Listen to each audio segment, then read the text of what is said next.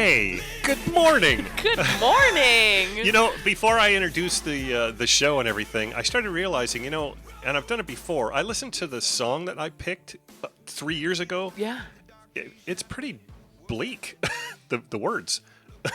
They are, but let's not lead with that. What's that? No, facing the bitter truth. Why are we leading with that? Well, because though? I just thought of it just now. Okay, let's start over. Hey, welcome everybody to Real Estate and Other Stuff on KHTS 1220 AM and 98.1 FM and on Facebook Live. I'm your friend in the real estate business, Phil Nordella, and Taylor Williams-Moniz is your favorite real estate attorney, among other things. She's a full partner at Donahoe, Young and Williams. You know what? Hey, good morning. Hey, hi. Okay, Hi. so let's not. And Matt's here too. Matt's here. on drums. Yep. which is awesome. Well, we can change the song if you want to. Well, no, yeah. You just tell me what you want it to be. Okay. Because you basically run the show pick? now. I do not. That's not true. Kind of. People tune in to listen to you, That's and I not know true. that. No. Yeah, I get hundreds and hundreds of emails saying, "Why do you have to be there with her?" Let her talk more. Let her talk more. Stop. She's too sleep deprived. She can't do it. But hey, how are you? I'm good. I'm good. How was your Halloween?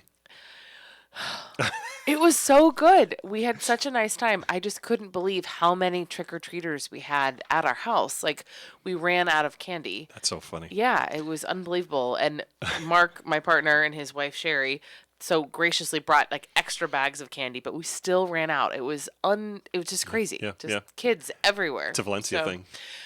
Yeah, I forget we're not used to the burbs.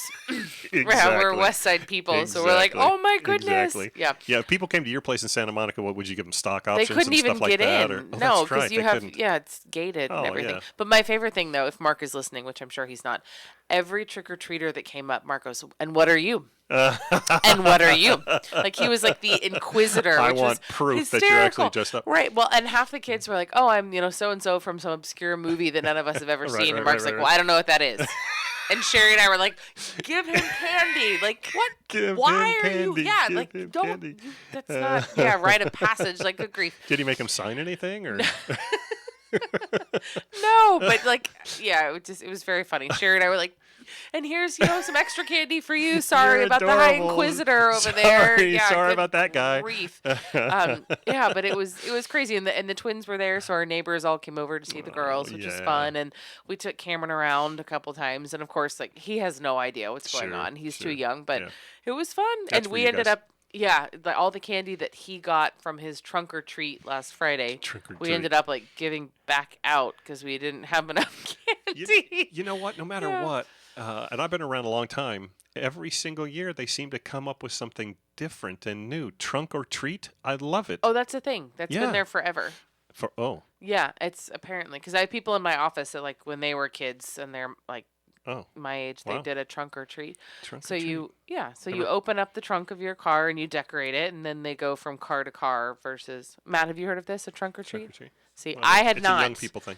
Well, I had not until I moved to the burbs, right? But I get, it's a thing, right? Yep. Matt's I nodding. guess. It's a thing. How was yours? It was uneventful. Although we did decide because last year we didn't even give out candy. Yeah, we invited you over, and you didn't want to come. No. We would have loved to have come. It would have been awesome, but we bought all this candy because we decided the last time maybe if we're in a Clarita that we're going to give out candy this time. And so we had about 8 groups, and that was not much. And so we ended up with about 2 3/4 pounds of candy left over. And Judy said, taking this to the office. And That's so what I was going to do if I had leftover. But I got to tell you something. I saw something that was so cute. And you know me. What? It's like, it was a 30-second video. Oh. Okay, so this little girl, Abby, 12 years old, and 9-year-old Levi in Minnesota. Minnesota? Yep. And they're caught on a Ring camera. They come up, and kids before them stole all the candy. I saw this. And she came up and she put her candy in the bowl. Oh my God, it's going to make Phil cry. That was so sweet. I know. And they asked her later. She didn't know anybody was looking. Right. But she just took it. And she said, I wanted to make sure that there was candy for others. Oh my God. So sweet. Your kids are the type of kids that would do that. Yes. They are. Absolutely. You know, yeah. Except for Barkley. The dog. Barkley would shove her face in it. She would, absolutely. But your kids would do that. But I did see that, and that's so sweet. And here's something going along the vein of of Halloween. Let's do this just before, and it'll be the last thing we'll talk about for Halloween for the entire year. Okay.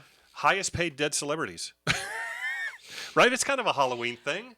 So who would you say is Elvis? Okay. Elvis Presley. He made $110 million last year. So he's on there. He's on there. He's number 4. Who else? If I may throw my hat in the ring. Yes, absolutely. Please. I would guess Michael Jackson has to be on there. Michael Jackson is number 6. He made $75 million. Okay, so I'm going to give it up. Okay, we've got, remember, there's sports, there's writers, there's producers, there's anybody else that you figure? This.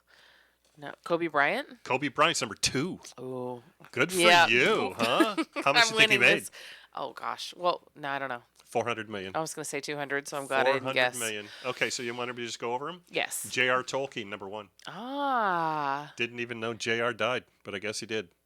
I don't think I knew that either, but rest in peace. I'm not even sure. Is J.R. guy? It's not a woman. I think it's a woman.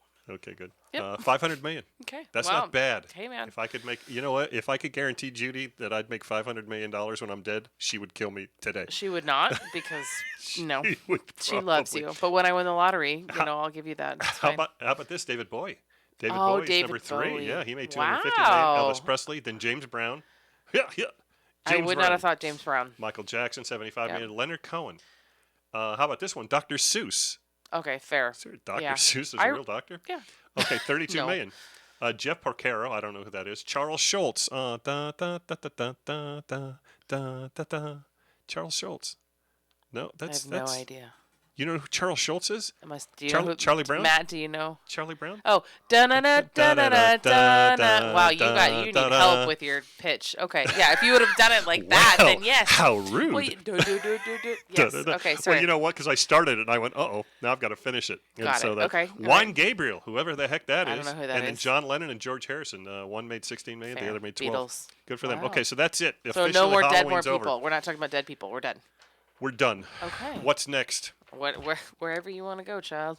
Okay, I'm going to act something out now because I think it's just fun Friday. So you teased this, and I'm excited. Yeah. Okay. I asked if I could participate, and the answer was no. So well, of course you can. I hope it goes well for you. If we make it a musical, I'm going to actually, and then I'm going to point to you, and then you're going to sing. I could do it. Okay, so this is a true thing, right? And I know that you know about it, but I'm just going to act it out, okay? So 4 guys, all right? They're hanging out. They're going, you know what? This is what we're going to do. All right, we're going to get together. We're all going to go at the same time. We're going to go to Valencia Mall, and we're going to go to that favorite place that we actually have, right? We love this place, and what we're going to do, we're big jackets. It's going to be awesome, all right? You're going to start putting stuff in your pockets. We'll all do that, and we'll all walk at the same time. Boom, if there's a problem, we all disperse, right? So we're stealing things. Oh, they're stealing stuff, right? And then if there's a problem, we're going to leave, and then we're going to meet back at the car, all right? Let's do this, okay? They're all excited. They get there. They're putting the stuff in the pockets. They're looking around for security. They figure maybe security's got an idea that they're doing this, so they all hit the door at the same time. Security, boom, they're on them, right? Disperse. We'll meet at the car. Oh, my God. Right? They get to the car. 3 of them are at the car. They're going, quick, open the door. We got to get out of here. The guy goes, no, wait. What about Bob? Bob's not here yet. He goes, oh, God, I hope Bob didn't get caught, did he? No, I don't think he got caught. Bob's okay. Here he comes. Bob, come on. Hurry up. Bob, where's your jacket? He goes, the security guard. This is terrible news. He goes, what? He goes, the security guard tore my jacket off. He goes, it doesn't matter. Look at all the stuff we've got. Let's just get out of here. Open the car. Let's go. And he goes, no, you don't understand. He took my jacket. He goes, we can buy you a new jacket. He goes, my key is in the jacket pocket. My fob is in the jacket pocket. Yeah. What do we do now? Right? And can you imagine the conversation? Like, well, anybody know how to hotwire a car? Yeah. No. Okay. Anybody have Uber on their phone? Yeah. So they had to, right? I mean, they have to call somebody to get a ride home. So obviously, Valencia Mall, they take the fob, right? And all they have to do is just go down the thing, go, doop, doop, all of a sudden, boop, boop. The car opens. They take the ID out. They drive to wherever area spawned these guys, right? And they arrest them. Wow. That's brilliant. It's so funny. It's like, oops, want to get away? That should be a want to get away commercial for Southwest Airlines. Oh, yeah. Well, wouldn't you put the fob? Yeah, so many problems. Not exactly road scholars. Smooth criminal. Oh my God! I was thinking about that, just cracking up. Yeah. Just the meeting at the car. Just the meeting at the car. Bob, where's your jacket? Come on. The guy stole my jacket. He grabbed the jacket. I had to pull it off, or I wouldn't have got away. Okay, that's fine. Get in. Nope. There's no. Sorry. Wow. Well. You can't make this stuff up, people. No, I think it's Yep. The hole in the wall gang, or the hole in the head gang, whatever. I think hole in the head is better, but that is very funny. I thought it was. So what did they steal though? You know what? To be honest, I don't even know what store they were at. All I know is they filled up their pockets. Have you heard about this? Oh, it was Macy's. You're absolutely right. It was Macy's. Oh, okay. Matt, get in here. Yeah, so it was 4 gentlemen, if you could call them gentlemen. That's and polite of they you. were at the Valencia Mall and Macy's, and were stuffing their clothing. But with what? Just various items, wares. clothes, anything they could get their hands on. And as you said, Phil, they left behind the most important thing, the getaway car. We can't make this stuff up. I hope he got a jacket while he was in there, because he was about to lose his. Oh my gosh. Yeah. Anyway, I thought that was funny. So that is funny. So you have lessons of what not to do. Yep. Okay. So a pet peeve of mine: election commercials. I cannot wait until it's over. I agree. Because I'm so sick and tired of seeing one commercial for somebody that's, oh my God, it makes them look like they're an angel and a savior, and the very next commercial it's somebody saying they should be behind bars and Why do we see the Orange County commercials up here? I don't know. I think, you know what? We just moved to the burbs, right? So this is new for us. So what? I'm asking you. That's a great question. But you know who I'm talking about, right? The two that go back and forth and back and forth. Katie, what's her name? Karen Bass. Right, isn't it Karen? Oh, I thought. No, isn't it Karen? Oh no, yeah, no, you're right. You're right. Katie Porter. Oh, Katie Porter. You're right. Porter. Yeah, Katie Porter. And then the other one, I'm thinking of the mayoral candidate, Bass. Yeah. But it's again, sleep deprived. I'm up at like 2 a.m. and I watch them and I'm like, I've seen this one 7 times. And it's then so it comes funny. back on. I've seen it 8 times. Oh my gosh. And you know what I'm really over? I'm really over the casino one, the Indian the casino ones. Yeah, the 16 or 21 or whatever, and vote no on this, vote this on this, and because this one's going to make them richer and this is going to make me poorer and blah, blah, blah, blah, blah. And I'm so over that. Or how about vote yes on no, vote no on yes? It's like, what? Well, I'm sure you got your early election ballot. Have you read the propositions? No. Oh. Okay. I go strictly off the commercials. I figure the commercials are good. Yeah, that's the thing. No, we got ours, and you read them, and then you digest it and make sense of it. Yes. Yeah, that's what we do. I know the one that I really am getting behind, because I don't like politicians. Okay. I know it sounds terrible, but I just don't like politicians. Okay. I get behind the one that says that you cannot vape companies cannot sell those getting kids hooked on vaping. Right. That's not a good thing. Yeah, based on the different, like, vanilla, chocolate, strawberry. Exactly. Yeah. Exactly. I think that's 31. Yeah. If memory serves. I'm pretty sure it is 31. So anyway, so speaking of that. So we're done with those. Speaking of that, what? By the numbers. Okay. Let's do by the numbers. What do you say by the numbers? I'm here for it. SCV. By the numbers. Yay! Remember, I did it once and it was pretty good. Yes. Oh, yeah. Yep. So what do we got? How are we looking? How many? We're good? We're bad? No, it's interesting. Okay. It's interesting because of the market, which is fascinating to me. When I said that we were going to go up, we did go up, and we went up to almost 700 listings. Right. And you figure, well, they're saying not a lot is selling, but yet we only have 286 active listings right now. Wow. Of which 254 are actually active under contract and pending. Okay. And closed over the last 30 days was 224. So we have just a little over 2 months worth of inventory. So if nobody else lists right now, we'll be out of inventory within 2 months. Isn't that wild? Which you would think is good, but I got to tell you something. It just keeps. Everything's grinding now, kind of to a halt because of the stupid interest rates. Right. Well, isn't it also true? Near the holiday season, people don't list. Right? Yes. Okay. Because they're afraid that they don't want to actually be on the market, have people come in where they've got presents under the tree and blah, blah, blah, blah, blah, which makes sense, right? So what I always tell people, I say, look, it's not a bad time to actually sell because of the fact that if you are lucky enough to have a showing, right, they're serious. Right. Because these people aren't messing around. They don't want to be in the car in December, right? They would rather be elsewhere. So what you do, though, is you just take like a 2-week period before and after the holiday, the actual Christmas holiday, and you put it on hold. Got it. And so you're not going to actually worry about people stealing your presents and things like that. which is sad. Which I hate to say it, but I know. But also, in the morning when you wake up and you watch Good Morning America and they talk about, well, if you would have bought something a year ago, your monthly payment would have been this. And now since the interest rate is so high, your monthly payment is going to be so much higher. I'm sure, buyers look at that and think, scary, right? The only good thing about it is every time the interest rate goes up a half a point on the new house that I'm buying, it's only going to cost me about another $100 a month, which is not terrible. Not too bad. So, if you go the difference between 6.5 and 7.5, because it's probably going to be more than that by the time I buy, it's $200 more a month. I can absorb that. Got it. If I have to. Not too bad. And then I'm hoping that what's going to happen is interest rates will probably now that they're trying to drive us into a recession. I think interest rates will actually come back down to the high 4s, low 5s, which would be good, which would bring me back down another $300 or $400 a month, which is good. Well, you'll need that for airplane fare to come visit us. Exactly. See, I'm good. Actually, I won't, because I'll just take Alaska Airlines. Oh, right? That's true. Because Brian's going to be a pilot, which is awesome. It's not the way that it works. Oh. No, I'm telling you, Greg is a pilot, and we don't get to fly for free. Wait a minute. I know. Stop we'll the clock. We'll talk about that on another show.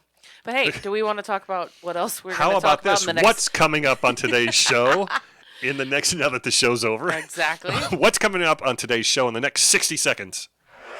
We kind of lead off with 3 great stories about the iBuyer behemoth Open Door.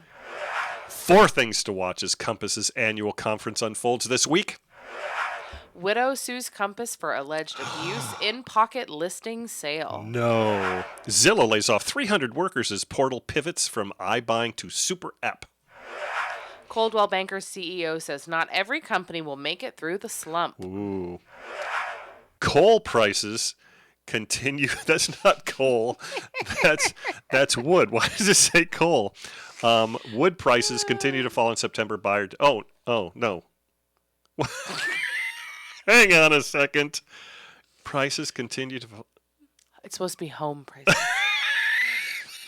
This is fun. If you want to know what the article says. Hey, home prices. Yeah, continue to fall in September. Buyer demand cools.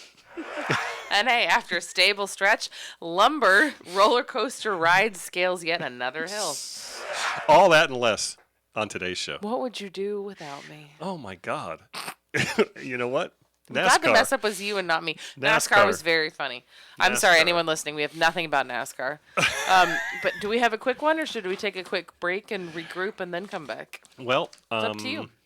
I think we should take a break because this next story is threefold. About Open Door. Absolutely. Yep. All right. Well, we'll do that. Quick break. Matt, if that's okay, we'll be right back.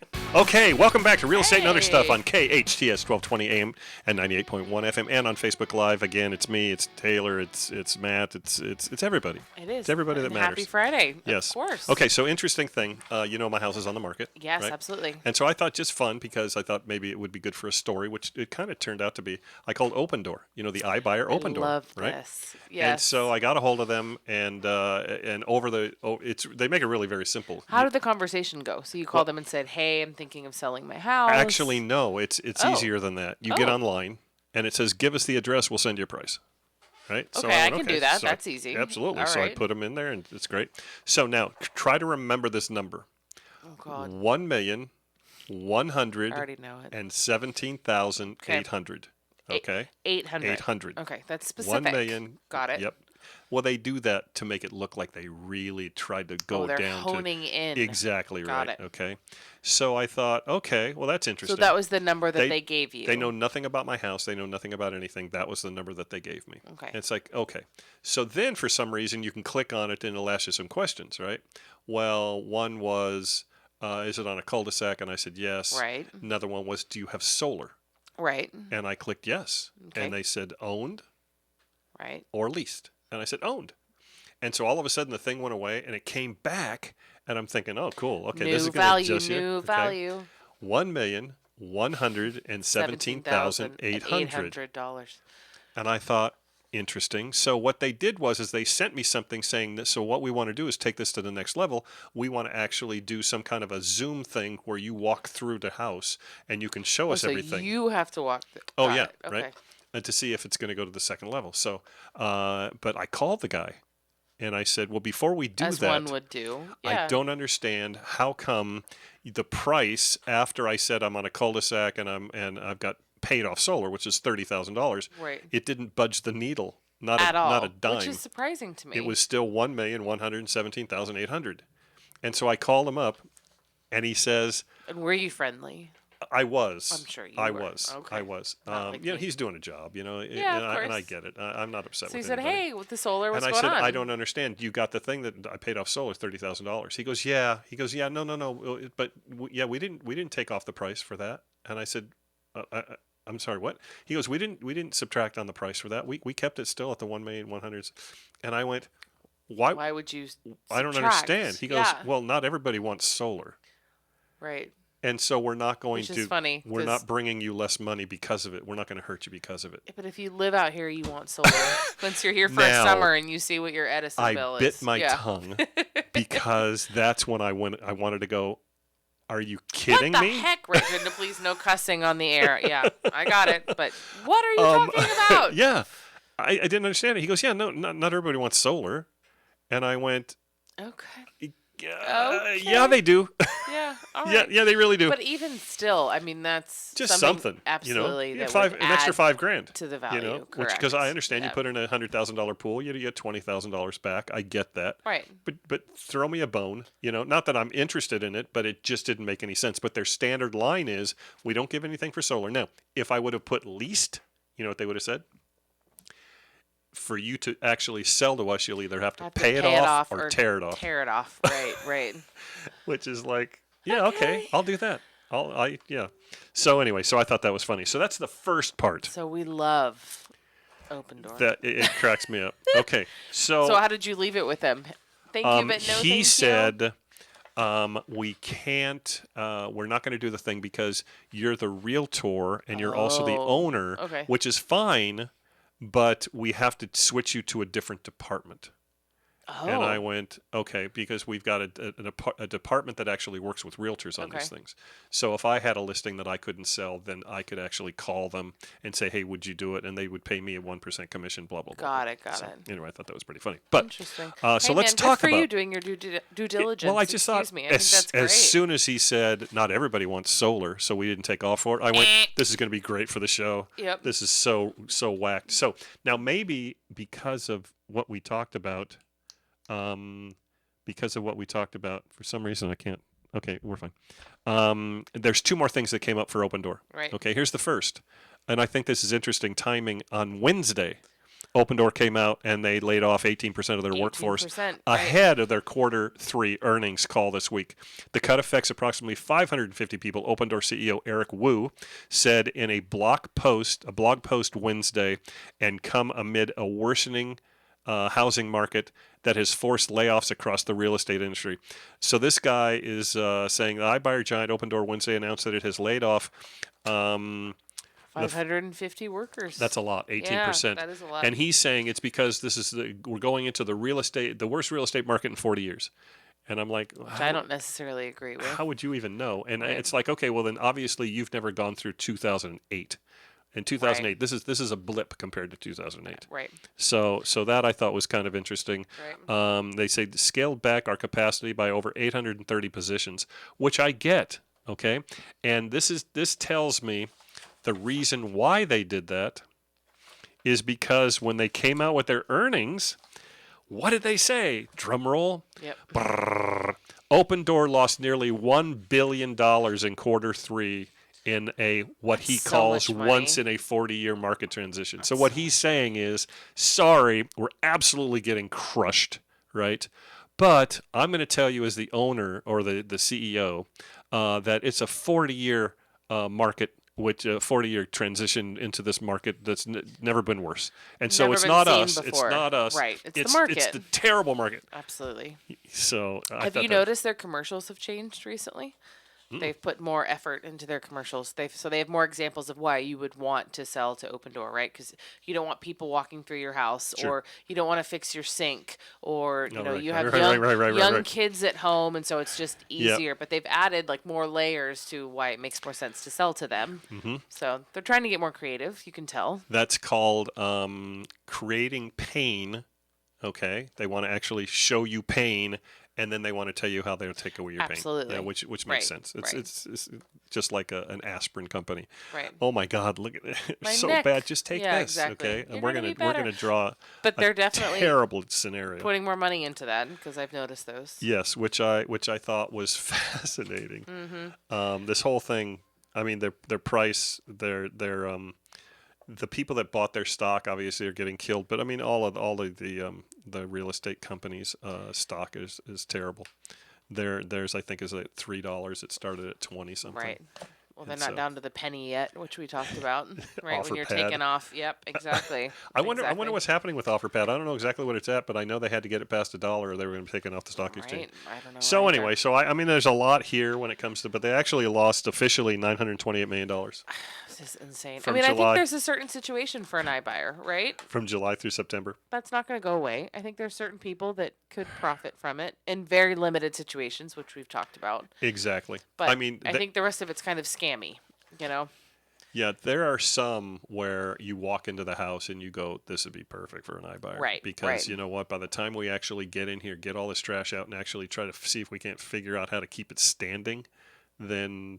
But I mean, they're not stupid. They will send somebody to the house as well. I mean, so you go. The first step is you just get a price. If you're interested, then they'll actually do the Zoom where you walk around with your iPhone and stuff like that. And then the third one is okay.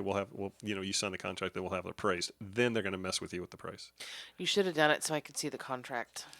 Oh, I know. I would love that. Interesting. I know. Wonder how I could do that. You probably still could, but unless they listen to our radio show. They're going to say absolutely not. But, it's a lot of money to lose, but, What can you do? Changing times. What can you do? What's next? Compass. Mm-hmm. Compass. Okay, so now I don't, I hate to say it, but when it comes to pulling these articles, it's hard to find like good news in a declining market when it comes to real estate. Everything is so sad. I know. That's what we talk about. But I will tell you this, and I think we talked about it before. If you guys are interested in actually investing in real estate or in stocks, I should say, right?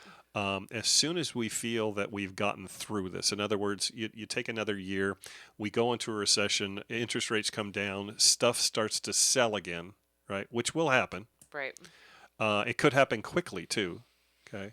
Because if it's like our place when it comes to Santa Clarita, if for some reason that 528 listings that we've got right now, if it comes down back to 300 and interest rates start to come down, people are going to start to list, things are going to start to sell, and their stock will start to go up. So I don't know where they'll ever bounce back to where they were, but let's just take a Compass. No, I wouldn't take them because I think they're going to go out of business. I truly do. You? Yeah, I do. Okay. Even though they've got all this money, I think they're going to be in a cash burn situation similar to Compass. Got it. So, but if Compass makes it, okay, which I think they're going to get bought out and then sent private, and this is just my opinion, right? There's just too much scuttlebutt about the fact that Compass might end up being bought by some conglomerate, which we talked about last week, and then they will take them off the market. So let's go with somebody that we think is going to make it. Okay. Let's go with Realogy. Okay. They've got enough. Right, to where I think they'll make it. I hope Compass makes it. I think that they will. If they stay private, I think that they will. But if you had an extra $50,000 or $100,000 and you wanted to buy some stock, that's not a bad thing to do because I think that if a $3 stock can go back up to 20, you're going to be doing okay. Okay. I'm like $3 stocks back up to 20. That's so profit. $7. Got it. You got your 100,000 to be 700,000. Yeah. Which is not terrible. Yeah. So anyway, so 4 things to watch is Compass's annual conference unfolds this week, right? Yep. Compass became the largest company of its kind in the U.S. this year, but holding its annual gathering as the real estate industry navigates uniquely troubled waters. Yes, we're back to the troubled waters thing. It has been only 6 months since Compass ascended to the top of the real estate mountain, dethroning Anywhere, which is Realogy, which again is Coldwell Banker and all of those. I still hate the name Anywhere. Well, I want to know why they changed the name. I get Realogy's kind of weird, but as the largest brokers in the U.S. by sales, okay, volume. But times have certainly changed over the ensuing months. Back in April, when Compass won its top spot, it was already cleared that the boom market of the last 2 years was shifting. But mortgage rates then were hovering around 5%. Right. And as most observers were arguing that home prices might slow their growth, not drop. Today, on the other hand, mortgages have surged past 7%, and it's going to be a problem for them. To just kind of go over some of the stuff. So, there's 4 things they're going to talk about, right? Yeah, first, what's going on in the economy, obviously. Wouldn't you like to know? If we had that crystal ball. I swear, I mean, I know it sounds crazy, but it's really pretty simple. Mm-hmm. I really, truly feel the Fed is obviously trying to not destroy the economy, but what they're trying to do is they're trying to actually bring everything down, and in doing so, they're really hurting real estate big time. Yeah. But I think that's the only way that they can control it. And so if that whole thing stops, there's so many different actual businesses that have something to do with real estate. If that's a problem, they want to send us into a recession, but they want to do it basically, they want to tiptoe into it. Gentle recession. Yeah, that's it. You've heard the what do they call it? A soft landing. Right. Soft landing says we want to dip our toe into recession, but we don't want it to be full blown. I think if they keep going, they're throwing us into a deep recession, which is not terrible for everybody, but it's terrible for a lot of people. Right. But it helps the people that are retired that are on fixed income, because all the prices will start to come down. As we talked about last week. Exactly right. So that's the first thing they're going to talk about. Their second thing is ditching cash and stock incentives working. They used to give generous incentive packages. That's done. Done. That's what you said. So now they've got 2 problems with that. Okay. Right? The first one is they're not giving that stuff away anymore. Right. At the same time, they're not going to be doing any sort of real recruiting, because people don't go out of their way to get in the real estate market when there's no sales. So. Okay. The numbers for them are they indicative of exactly what's going on when it comes to them no longer giving these incentives? Or are they indicative of just the market? People aren't getting back into the market. They're just not doing it. So I don't know. We'll talk about that. Yep. Also, what about the share prices in the private equity? Yeah, there's talk about this company coming in, and they keep using the same name of the same company that's actually some conglomerate wants to actually maybe purchase them, and then would be great for the owner, and then take them private again. Which you think would be a good idea? Well, I think for them, I think it might not be a bad idea, because right now, I mean, their stock is at $2.23, which is not good. But I think they're a better private company. I think. Like Keller Williams. Keller Williams private. Nobody's actually picking on Keller Williams saying, hey, you know what? Their stock has just dropped. We don't talk about them a lot. Their values have plummeted, but nobody knows it. Right? Because Makes sense. And so they're saying, what are they going to do about technology? They kind of went into that. They ended up firing over 1,000 tech people. I know, which we thought was a mistake. Yeah, which I thought was interesting. That's a lot of people. That is. So that actually brings us into the second issue of widow sues Compass for alleged abuse in pocket listing sale. Okay. So the lawsuit alleges Compass agent Corey Cooper pressured an elderly homeowner to sell her property off the multiple listing service to real estate investors he knew. An elderly homeowner is suing real estate brokerage Compass after she says Compass agent convinced her to sell her home as a pocket listing, which cost her $275,000. How that worked out, I have no idea. But I got to tell you something. The picture of this guy that I see, I don't trust him. I mean, just the smile, grin. It's like, the toothy grin. In an October complaint, plaintiff Marion Larada alleges that she hired real estate agent Corey Cooper to sell her home in San Mateo. Right. And he said, don't put it in the multiple listing service, which was stupid because, when you're selling a home, unless it's a specialty property, right. I mean, then you put it in the MLS, absolutely. Well, I think this well, you go ahead. Well, the interesting thing is it was she had it sold, right, and then she canceled because COVID hit. And so after COVID, she had a second chance to actually tell him to put it in the multiple listing service, and he still said, no, I don't think so. Yep. But what happened was this guy, she said, I want you to cancel the listing, I want you to cancel the contract, and he didn't, what he did is he just actually put it on hold. And so as soon as the actual COVID thing was over. Well, it was never signed. So if it's not signed, then it's not canceled. So he didn't do his own due diligence. Oops. Yeah, I know. Right? Yep. And so she's got a thing saying, hey, you know what? So as soon as she went back on, the buyer said, hey, no, we've got a contract. You're going to sell to me. Specific performance. Right. That's what they sued for, to make sure that it would be sold to her. And the contract wasn't actually canceled because her agent didn't do his due diligence. And here's another interesting thing is it's possible that the value could have gone up during COVID. It did. That's what the complaint says. And the other thing that I don't understand is why did it not go through because of COVID? Did she need to stay there? It wasn't clear. No. So anyway, so it's always bad when they try to reach out for comment from the company and you get nothing. And you get crickets. cheep, that cheep, cheep, cheep. Yep. So anyway, so I thought that was kind of interesting. So. They declined to comment, which means we're trying to figure our you-know-what out, right? Yep. But it's just, it's sad, especially someone that's elderly. You hate to hear stories like that. Yeah, so let me see, is there any good news in here? Sable Stretch. Well, why don't we take a quick break? Yeah? Or not? I'm just saying if you're trying to find good news, which may take us a while. Take me an hour. I love you, but man, everything we've got going on right now. No, we have something. Yes. Do we? After a stable stretch, Lumber's roller coaster ride scales yet another hill, which is interesting because, in the beginning, Lumber went through the roof, right? It was insane. Yeah. Absolutely. Yeah.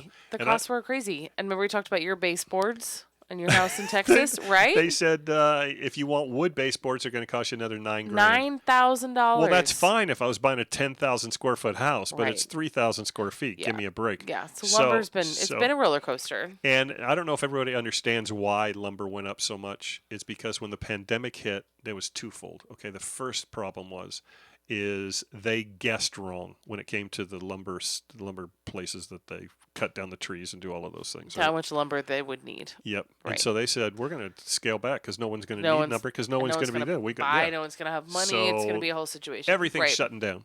Right. And then all of a sudden they went, oops. So instead of actually everything shutting down, it went 10 times the amount. And so they had to gear up and they had to catch up. And so the little lumber that you got, if you were lucky to get some, it cost you a lot of money. Cost you a ton. Yep. So then when they finally actually started, another reason why it was so high is because of the fact that when they started to rehire, people were saying, hey, you know what? Guess what? I can work across the street for $20 more an hour. So give me $20 more than what I was making now. Right. And you're like, wow. So there was a lot of people holding a lot of people hostage during that time. Yep. And so that went up, but they caught up. And it says lumber futures were trading at $454 per 1,000 board feet. I have no idea whether that's a good deal or bad deal.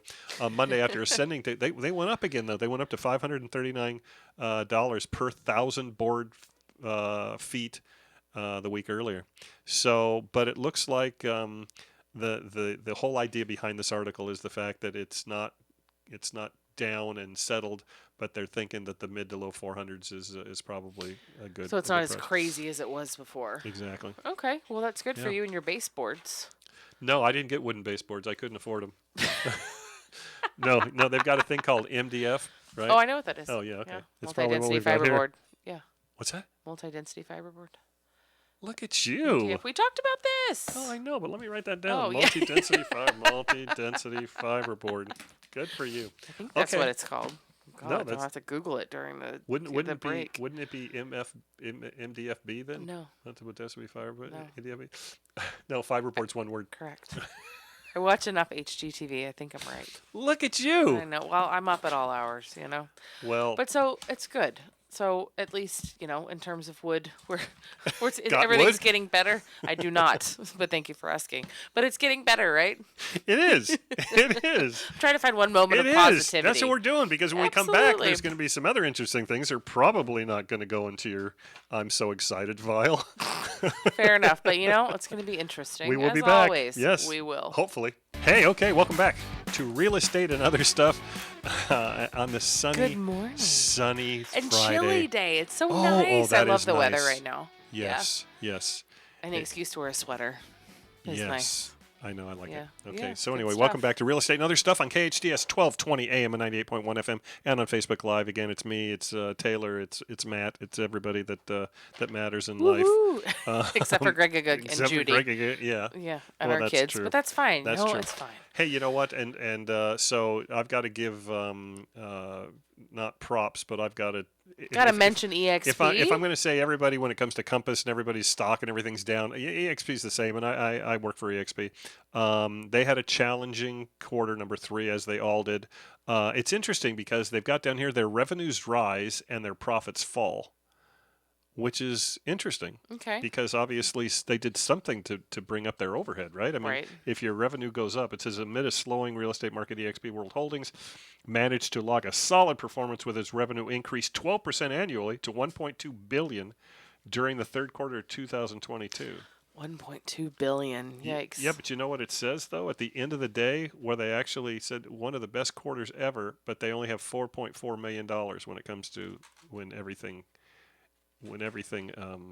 was said and done. Yep, shakes That's out. not a lot. No. After all of that much. Yeah. Well, there's overhead and things like that, but I guess so. So anyway, and their at least their stock is at like 23, something like that. Which is doing okay, because which if is it were not super terrible. low, And you would let me know. And I think absolutely, yeah, no, trust me. Also, the interesting thing about that is they don't have a lot of overhead. Right. Which is one of the reasons why they're doing well. Right. Okay, so big brings us offices and stuff like that, and they're not paying $10,000 for business cards like we've talked about. 10,000. That's a thing. Yep, Go back and listen to our shows. That's a thing. You betcha. So I wanted to end on some good news, which for Phil means something bad about Zillow. Am I right? Well, it is a sunny Friday. Okay. Zillow lays off 300 workers as portal pivots from iBuying to Super App. They finally, we talked about this last week, finally finished everything when it came to selling everything, done. But they had to lay off 300 employees. They're going to a super app, which just means that what they're trying to do is they're trying to get more agents to pay them a bunch of money to give them leads. That's going to be hard pressed because if not a lot of people are listing and selling, you know what? There's not a lot of leads to get, and you've got some people that are paying $20,000 a month. Right. Which is a lot. But I think they're trying to boost their digital presence, which is what they're good at, which makes sense. Yep. So, I don't dislike them as much as you do. So what are you doing this weekend? I know, yeah, I get it. Oh, I have no idea. No? Just taking care of kids? Absolutely. Nice. Yeah. What about you? 7:00 flight to Arizona. Ooh. Yep. It's going to be fun. Going to meet with my cousins again, and then I'm going to go on Monday from Arizona to Texas to do an open wall tour with the contractor. Nice. Yep.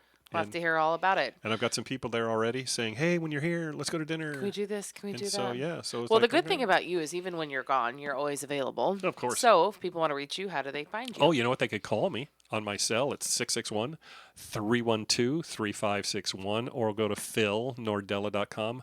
How about you? We are 661-259-9000. Yep. Or dywlaw.com. Yes. Hey, have a good flight. Thank you. You should always text me like when you're flying, because Greg can find out who's flying your airplane and all that fun stuff. Do I want to know? Yes, absolutely. Oh my God, he's got a Xanax problem. I hope you didn't get that guy, did you? That would absolutely not happen. No. Hey, but good show. And you know what? You, Matt. Next week. Do you like rain? I like rain. Yeah. Next week. We're missing all of it. I know. Monday, Tuesday, Wednesday, Thursday. I'll be here. I'll take videos of the rain for you. We need it. Yeah, we absolutely. Need it. I've got some people watching our house, and I just have to say, okay, please do me a favor. Don't track in a lot of mud. Trek through the rain. Yeah, absolutely. That would be great. We'll have a good flight, and everybody listening, have a great weekend. Thank you. Absolutely. Thank you. And we'll see you tomorrow. Absolutely. Or some Next other week. time.